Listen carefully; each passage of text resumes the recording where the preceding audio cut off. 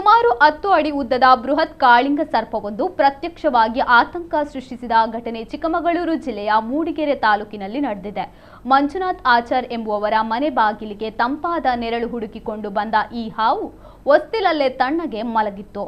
ಮುಂಜಾನೆ ಇದನ್ನು ಕಂಡ ಮನೆಯವರು ಭಯಭೀತರಾಗಿದ್ದಾರೆ. ತಕ್ಷಣವೇ ಉರಗ ತಜ್ಞ ಸ್ನೇಕ್ ಆರಿಫ್ ಅವರಿಗೆ ಮಾಹಿತಿ ನೀಡಿದ್ದಾರೆ. ಸ್ಥಳಕ್ಕೆ ಧಾವಿಸಿದ ಆರಿಫ್ ಹಾವನ್ನು ಜಾಗರೂಕತೆಯಿಂದ ಸೆರೆ ಹಿಡಿದು ಅದನ್ನು ಚಾರ್ಮಡಿ ಅರಣ್ಯ ಪ್ರದೇಶಕ್ಕೆ ಸುರಕ್ಷಿತವಾಗಿ ಬಿಡಲಾಗಿದೆ.